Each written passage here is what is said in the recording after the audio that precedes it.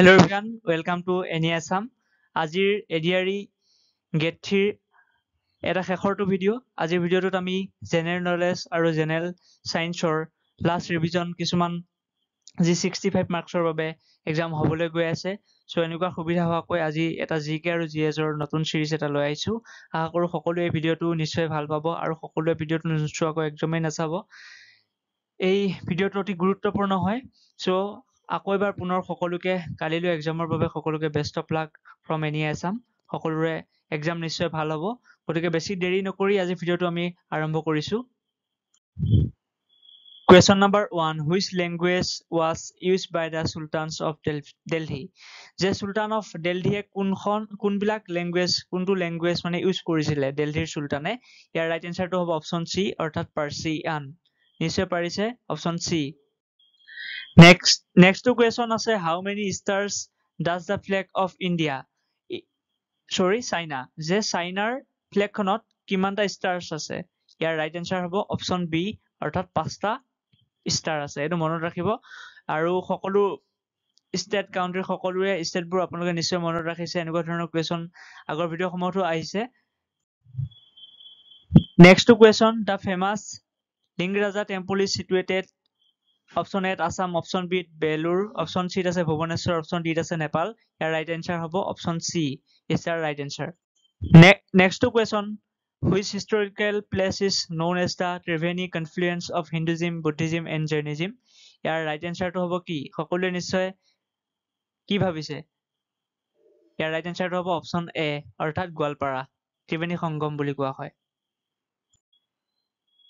Next question Rangaswamy cup is associated with which sports? Rangaswamy cup কোনটো sports অৰ্থাৎ খেলৰ লগত জড়িত? ইয়াত যিকেইটা খেল দিয়া আছে ইয়াৰ ভিতৰত ৰাইট এনসাৰটো হ'ব হকী। আৰু বাকী খেলসমূহৰ লগত যেনেদৰে ক্ৰিকেটৰ লগত ৰঞ্জী ট্ৰফী আৰু আন খেলসমূহৰ লগত যি জড়িত সেইবোৰ আপোনালোকে নিশ্চয় চাই যাব। আগন্তুক পৰীক্ষাত অহাৰ খুবেই এটা চান্স আছে। সো এইটো এটা ইম্পৰ্টেণ্ট হয়। Next question, the authority to declare war or peace under the Indian Constitution is vested in? যে যেতিয়া war সময়ত war কিবা এটা ডিক্লেয়াৰ কৰিব লগা হয় কোনে ডিক্লেয়াৰ কৰে? warখন যেতিয়া বন্ধ কৰিব লগা হয় তেতিয়া কোনে ডিক্লেয়াৰ কৰে? এটা ইম্পৰ্টেণ্ট কুৱেশ্যন হয়। অপচন এ আছে the prime minister, option B the chief justice, option C আছে পাৰ্লিয়ামেণ্ট আৰু অপচন ডি আছে প্ৰেচিডেণ্ট। নিশ্চয় ভাবিছে চিফ জাষ্টিছ হ'ব নেকি ইয়াৰ এনসাৰটো? কিন্তু ইয়াৰ ৰাইট এনসাৰটো হ'ব অপচন ডি অৰ্থাৎ দেশৰ যোনজন প্ৰেচিডেণ্ট সেই প্ৰেচিডেণ্টৰ হাততে ৱাৰৰ যোনটো মেইন দায়িত্ব, ৱাৰৰ যি পাৱাৰ থাকে সকলোবোৰ পাৱাৰ এই প্ৰেচিডেণ্টৰ হাততে থাকে। গতিকে প্ৰেচিডেণ্টে কি কৰে? Declare war or peace under the Indian constitution তেখেতে ডিক্লেয়াৰ কৰে। নেক্সট কুৱেশ্যন হৈছে who discovered the occurrence of oil in India? যে অসমত সকলোৱে জানে পোনপ্ৰথমতে তেল আৱিষ্কাৰ হৈছিল।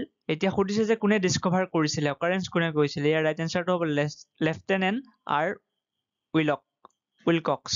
অ'কে, এতিয়া ৰবাৰ্ট ব্ৰুচ, এইকেইটা নাম নিশ্চয় আপোনালোকৰ মনত আছে। কোনে কি আৱিষ্কাৰ কৰিছিল চাই যাব। ৰবাৰ্ট ব্ৰুচে কি আৱিষ্কাৰ কৰিছিল? টি, চাহ।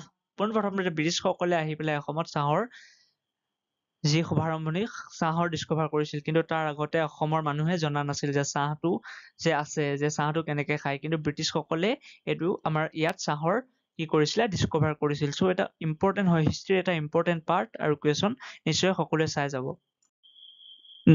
নেক্সট কুৱেশ্যন যে দ্য ৰুপিয়া ৱাজ ফাৰ্ষ্ট ইছ্যুড বাই? ৰুপিয়া কোনে ফাৰ্ষ্ট ইছ্যুড কৰিছিল? আকবৰ আছে, মহম্মদ বিন তুগলক আছে, শ্বেৰ শ্বাহ চুৰি আছে, শুকুৰ আলীক নিশ্চয় চিনি পায়। এইটো অপশ্যনত আছে যে কোন আছিল তেখেতে? কোনে কোনে চিনি পায় কমেণ্টত জনাব। কিন্তু ইয়াৰ ৰাইট এনসাৰটো শুকুৰ আলী নহয়, ইয়াৰ ৰাইট এনসাৰ হ'ব শ্বেৰ শ্বাহ চুৰি অৰ্থাৎ option A.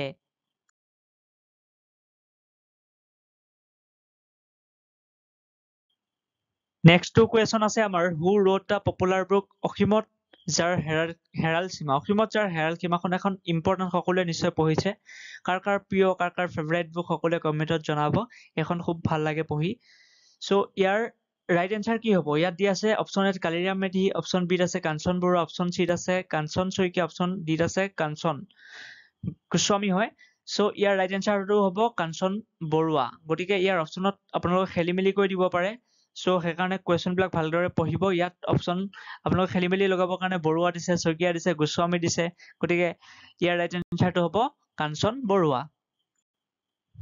Next two question আমাৰ দিয়া আছে যে which of the following is an east river in India যে ইণ্ডিয়াৰ ইষ্টত কোনখন আছে তাপ্তি আছে নেকি কপিলি আছে নেকি নৰ্মদা নে গোদাবৰী ইয়াৰ ৰাইট এনচাৰটো হ'ব গোদাবৰীখন কি আছে অসমৰ ইষ্টত আছে সো এইবিলাক খুব ইম্পৰ্টেণ্ট কুৱেশ্যন হয় ৰিভাৰৰ ক্ষেত্ৰত হওক যোৱাবাৰ যিহেতু ৱৰ্ল্ড জিঅ'গ্ৰাফিৰ কুৱেশ্যন খুব দেখা পোৱা গৈছিলে যে বহুতে আছাম জিঅ'গ্ৰাফিৰ পঢ়ি গৈছিলে কিন্তু যোৱাবাৰ ৱৰ্ল্ড জিঅ'গ্ৰাফিৰ কুৱেশ্যন আহিছে সো আশা কৰোঁ এবাৰ নিশ্চয় সকলোৱে ৱৰ্ল্ড জিঅ'গ্ৰাফিৰ বিষয়ে পঢ়ি গৈছে আৰু এবাৰ অহা খুবেই চান্স আছে গতিকে নেক্সট কুৱেশ্যনলৈ আমি আগবাঢ়ো নেক্সট কুৱেশ্যন দিয়া আছে ozone is a molecule form by 3 atoms of oxygen option এত আছে অপশ্যন বি ত আছে 2 atoms অপশ্যন চি ত আছে 1 atom আৰু অপশ্যন ডি ত আছে 4 atom ইয়াৰ ৰাইট এনচাৰটো হ'ব অপশ্যন এ গতিকে O3 অজন বুলি ক'লে O3 হয় হয়নে সকলোৱে নিশ্চয় জানে তিনিটা লেয়াৰ থাকে আৰু বৰ্তমান সময়ত অজনৰ লেয়াৰটো প্ৰায় নাইকিয়া হৈ গৈছে কিয় নাইকিয়া হৈ গৈছে সকলোৱে কমেণ্টত জনাব আশা কৰোঁ আজি ভিডিঅ'টো শেষৰটো ভিডিঅ' এডিআৰ গেট 3 সকলৰ বাবে